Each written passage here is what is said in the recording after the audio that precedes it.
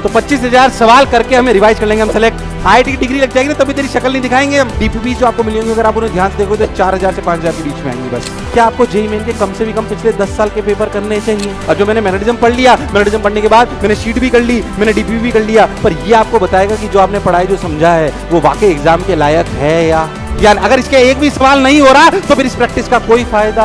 अगर आप ध्यान से देखो तो 11th 12th और 12th के एंड आते आते हम कम से भी कम आपके 40 पेपर ले लेंगे।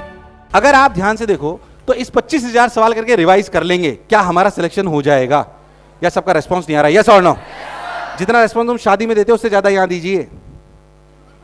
काम की बात है, शादी नहीं होगी भाई साहब ये नहीं करोगे तो। लड़कियों की तो फिर भी हो जाएगी, तेरी तो नहीं होनी। शक्ल देखी तूने अपनी? शादी के सपने देख क्यों? इसी शादी हो सकती है कि बिना डिग्री के?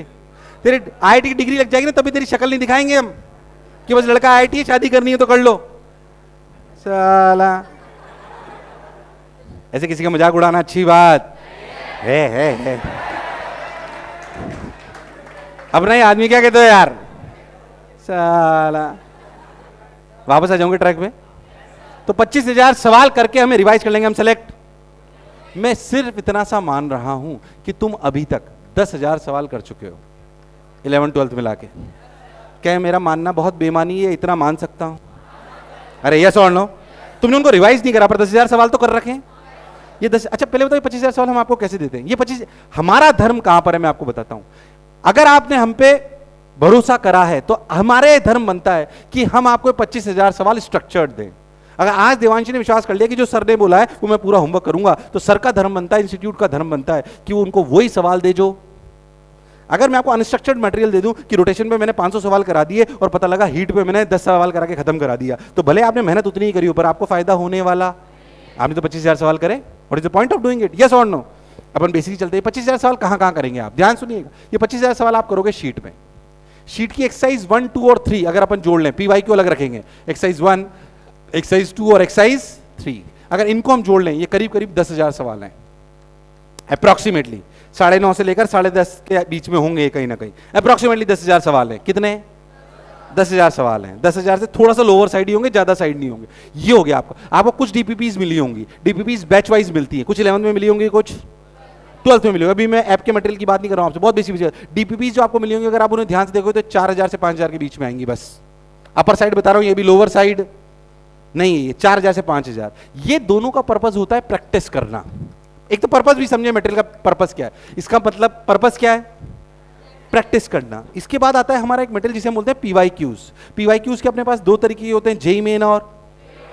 क्या आपको जेईई मेन के कम से भी कम पिछले 10 साल के पेपर करने चाहिए? पिछले 5 साल में अगर आप ध्यान से देखो तो क्या हर बार 8-8 पेपर हुए हैं? कितने हुए हैं? कितने? 8 5 जा और एक पेपर में कितने सवाल आ रहे हैं? 90। कितने आ रहे हैं? 90। तो 8 5 जा 40, 40 इंटू 9 क्या 3,600 सवाल? और उसके पिछले 5 साल में फिर से एक बार और जोड़ लो, बोलो यस और नो? तो उसमें कितने हो गए बोलो? 5 साल में एक ही बार आया। 5 9 जा 45। क्या 450? फिर पहले कितने आए थे? 3600। कितने आए थे? क्या कुल मिला के 4,000 पीवाईक्यू हमें कम से कम जेईई मेन के करने हैं? किसके करने हैं? 4,000 लगभग जेईई मेन के हमें पीवाईक्यू। क्या इतना हमें करना चाहिए? हाँ। अगर मैं जे एडवांस की बात करूं तो जे एडवांस में मैं मान सकता हूं कि पिछले जो वैसे तो 45 ईयर्स के पेपर पूरे अवेलेबल है, पर फिर भी जो ये मान के चलो कि जो लास्ट 15 साल के पेपर है ना वो थोड़े से आउट ऑफ सिलेबस है। उनको चाहे तो अभी अपन इसके जाहिर सी बात है करना चाहे तो अपने करना चाहिए, पर कम से भी कम 30 साल के करने चाहिए। 30 इंटू लगभग ऑन एन एवरेज 2 पेपर आते हैं। क्या 100 सवाल कम से कम आते हैं? अरे आवाज यार ये सवाल नो, किसी साल कम किसी सवाल ज्यादा। 30 इंटू 100 3,000। क्या 4,000 प्लस 3,000 कितने? 7,000 सवाल। ये पीवाईक्यूज की प्रैक्टिस क्या है? ये प्रैक्टिस इस बात की है कि मान लीजिए तुझे लगा कि मैंने ना मैग्नेटिज्म पढ़ लिया, और जो मैंने मैग्नेटिज्म पढ़ लिया, मैग्नेटिज्म पढ़ने के बाद मैंने शीट भी कर ली, मैंने डीपीपी भी कर लिया, पर ये आपको बताएगा कि जो आपने पढ़ाई जो समझा है वो वाकई एग्जाम के लायक है या? ये सही बताऊं तो इंटरनल टेस्टिंग है कि मुझे चैप्टर समझ आया या? इनका पर्पस प्रैक्टिस है, इनका पर्पस इंटरनल चेकिंग है कि मुझे चैप्टर समझ आया या अगर इसके एक भी सवाल नहीं हो रहा तो फिर इस प्रैक्टिस का कोई फायदा। इसका मतलब क्या मुझे थ्योरी और प्रैक्टिस दोबारा करनी पड़ेगी? अरे यस और नो? अरे यस और नो? ये बात आपको ध्यान देनी। इसके बाद आपके आते हैं टेस्ट, जो रियलिटी में बताते हैं कि आप एग्जाम में कैसा परफॉर्म। अगर आप ध्यान से देखो तो 11th 12th और 12th के एंड आते आते हम कम से भी कम आपके 40 पेपर ले लेंगे। 11th 12th और 12th के आखिर में जितने भी रिवीजन, कम से कम कह रहा हूं बेयर मिनिमम ये 40 से ज्यादा ही होंगे, कम होने वाले। कि 40 इंटू 100 फिर से कितने हो गए? 4000 सवाल किसमें कराएंगे हम आपको? क्या इनको एनालाइज करना बहुत इंपॉर्टेंट है? अरे आवाज नहीं आ रही, यस और नो? फिर मैं कह रहा हूं भेड़ बकरियों की तरह मत पढ़िए, लॉजिकली पढ़िए। हम आपको लॉजिकली पढ़ाना चाहते हैं, हम चाहते हैं कि आपका सिलेक्शन हो, इसलिए सिर्फ आपको खुश करने वाला पढ़ा दे। कल भी मेरी सारे टीचर्स की मीटिंग थी, मैंने एक ही बात बोली कि बच्चों को खुश करने वाला मत पढ़ाइए। मैं आपको बताऊं खुश करने में कोई दिक्कत नहीं है। आज मैग्नेटिज्म शीट देखो तुम, तुम्हारी अच्छे अच्छे सवाल हैं उसमें, तुम्हें खुश करना वाली बड़ी बात नहीं होंगे सवाल। रोटेशनल शीट उठा के देखो, साला तुमसे 5 में से 2 नहीं होंगे।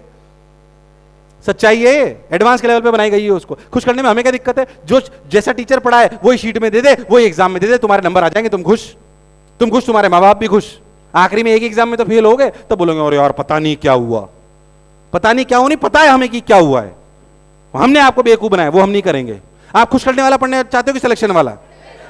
अगर सिलेक्शन वाला पढ़ना चाहते हो तो थोड़ी सी तकलीफ आएगी। मैं आपको आज कह रहा हूं ये बात, मैं आपको आज कह रहा हूं ये बात। हमने स्टडी मटेरियल खुश करने वाला नहीं बनाया है कि हम टीचर को मैं अपने मोशन पे किसी टीचर को ऐसा इंस्ट्रक्शन नहीं जाता है कि आपको पेपर ऐसा बनाना है कि हर बच्चे के कम से कम 30% नंबर आए। मैं नाम नहीं ले रहा हूं, पर ऐसा इंस्ट्रक्शन बड़े बड़े इंस्टीट्यूट्स में जाता है कि टीचर को ये पूछा जाता है आपने ऐसा पेपर क्यों बनाया कि बैच के नंबर एवरेज 30 से कम आए। अरे ये थोड़ा तो खुश करने वाली बात हो गई है। तो अरे हुई कि नहीं हुई यार? ये नहीं कर रहे हैं हम, इसलिए अपने नंबर को देख के दुखी मत होइए। जो नंबर मोशन पे आ रहे हैं ना, उससे 10% ज्यादा नंबर आएंगे तुम्हारे मेन एग्जामिनेशन में। पर अगर यहां कम आ रहे हैं तो वहां भी कम आएंगे।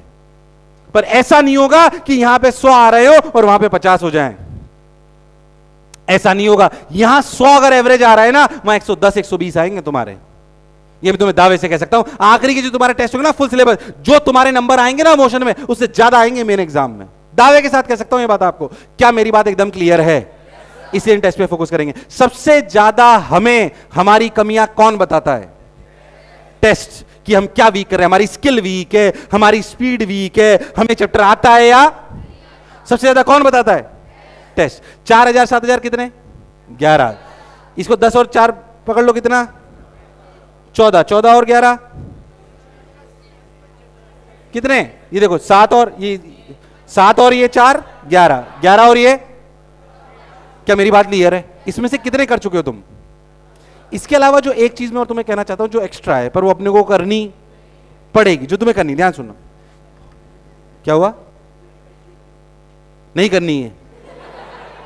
ये ही नहीं कर रहा मैं तो। अच्छा बताओ, क्या ये सबके लिए कॉमन है? ये सबके लिए बोलो है कि नहीं है? ये सबके लिए कॉमन है कि हाँ यार ये तो बहुत नॉर्मल चीज है, तो हमें करनी है। इसमें कोई शक और संशय वाली बात? होमवर्क मशीन जो आपको नीचे लगाई गई है, ये सबके लिए कॉमन है, देवांशी के लिए भी कॉमन है, ये सबके लिए कॉमन है। ये आपको करना कंपलसरी है, ये आपको करना कंपलसरी है। आपकी कमियां, हाँ क्या हुआ?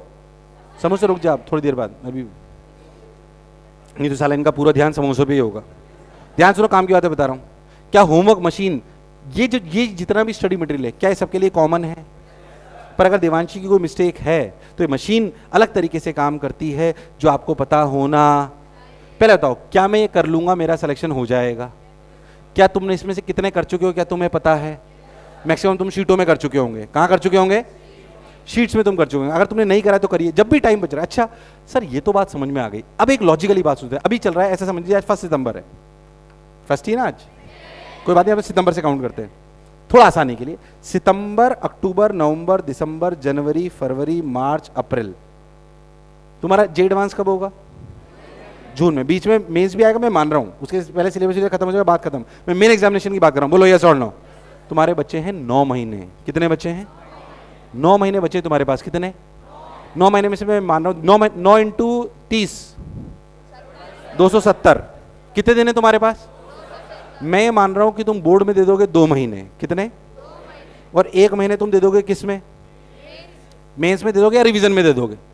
अरे यस और नो? 3 मिनट आ दो, 270। ये मैं मान रहा हूं। इससे ज्यादा देने की जरूरत? इससे ज्यादा क्यों दोगे? इससे ज्यादा अगर तुमने ढंग से जेई की पढ़ाई करी है तो 2 महीने से ज्यादा बोर्ड की जरूरत गारंटीड। तुम्हारे अगर तुमने ढंग से तैयारी करी है, तुम ये कर रहे हो, तुम्हारे 2 महीने अगर तुम ढंग से बोर्ड पढ़ लिए ना, 2 महीने भी ज्यादा बोल रहा हूं मैं आपको, बल्कि रोज 1-1 2-2 घंटे पढ़ोगे तो बात बन जाएगी, तो तुम्हारी कम से भी कम 85% आएगी, कम से भी कम। और मैं मानता हूं, एक बात समझो, मैं बच्चों को ये बात समझाना चाहता हूं कि बोर्ड को उतना ही दे जितना काम का है। बोर्ड में 98-99% लाने के लिए तुम्हें पूरे 6 महीने इतना पढ़ना पड़ेगा। तुम्हें बोर्ड में 98 परसेंटाइल चाहिए, तुम्हें बोर्ड में 98-99% चाहिए और जेई में सिलेक्शन ना हो, ये ज्यादा पसंद है, या तुम्हारी बोर्ड में 85 से 92 के बीच में परसेंट आए और सिलेक्शन हो जाए, ये ज्यादा पसंद है? मैं उसकी बात कर रहा हूं।